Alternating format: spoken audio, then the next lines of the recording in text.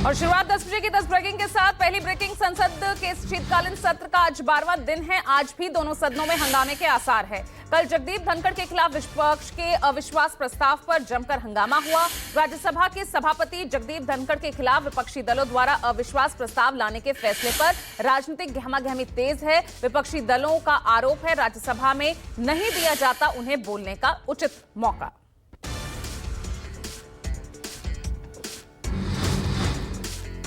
दूसरी ब्रेकिंग, प्रधानमंत्री नरेंद्र मोदी आज स्मार्ट इंडिया हैकाथॉन 2024 के प्रतिभागियों से संवाद करेंगे। शाम 4:30 बजे वीडियो कॉन्फ्रेंसिंग के जरिए युवा इनोवेटर्स से बातचीत करेंगे। हैकाथॉन 2024 के ग्रैंड फिनाले में 1300 प्रतिभागी शामिल होंगे। स्मार्ट इंडिया हैकाथॉन का 7वां संस्करण देश भर के 51 नोडल केंद्रों पर एक साथ शुरू होगा। तीसरी ब्रेकिंग, दिल्ली में गठबंधन संग चुनाव लड़ने को लेकर केजरीवाल ने किया खंडन। ट्वीट कर कहा, कांग्रेस से आम आदमी पार्टी का कोई गठबंधन नहीं होगा। दिल्ली में अपने दम पर लड़ेगी आम आदमी पार्टी। कांग्रेस से गठबंधन की कोई संभावना नहीं है। चौथी ब्रेकिंग, महाराष्ट्र विधानसभा चुनाव में ईवीएम से छेड़छाड़ के आरोप में इंडिया गठबंधन सुप्रीम कोर्ट से शिकायत करेगा। ईवीएम और मतदाता की सूची से छेड़छाड़ के मुद्दे पर 13 दिसंबर को याचिका दायर करेगा। कल इससे पहले दिल्ली में बैठक हुई थी जिसमें एनसीपी शरद गुट ने कहा, याचिका दाखिल करने से पहले कानूनी पहलुओं पर वरिष्ठ वकील अभिषेक मनु सिंघवी से चर्चा होगी। पांचवी ब्रेकिंग, बांग्लादेश में हिंदुओं पर हो रहे जुल्म की संसदीय समिति को जानकारी देगा विदेश मंत्रालय। विदेश मामलों के संयुक्त संसदीय समिति के अध्यक्ष कांग्रेस नेता शशि थरूर ने कहा, विदेश मंत्रालय के अधिकारी 11 दिसंबर को बांग्लादेश की स्थिति पर संसद की स्थायी समिति को अवगत कराएंगे।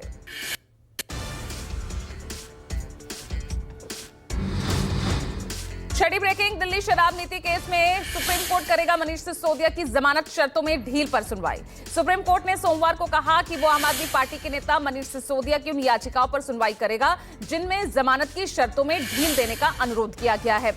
मनीष सिसोदिया को सप्ताह में 2 बार जांच अधिकारी के सामने पेश होना होगा।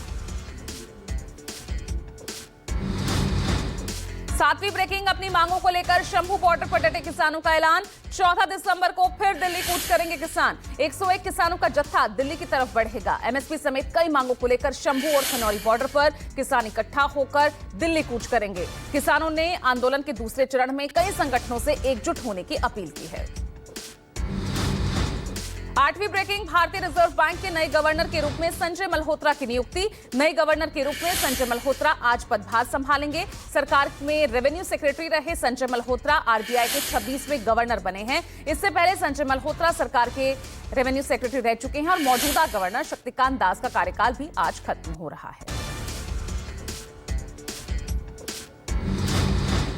9वीं ब्रेकिंग, राजस्थान के दौसा में 150 फीट गहरे बोरवेल में फंसे 5 साल के मासूम का रेस्क्यू ऑपरेशन लगातार जारी है। सोमवार से मासूम आर्यन बोरवेल में फंसा हुआ है, जिसके बाद एनडीआरएफ, एसडीआरएफ और सिविल डिफेंस ने रेस्क्यू ऑपरेशन शुरू किया। इस रेस्क्यू ऑपरेशन में कई जेसीबी मशीनों का सहारा लिया जा रहा है। कल सीसीटीवी कैमरे में हरकत करता हुआ बच्चा दिख रहा था। 3 दिनों से चल रहे इस रेस्क्यू में आज बच्चे के काफी करीब टीम पहुंच गई है।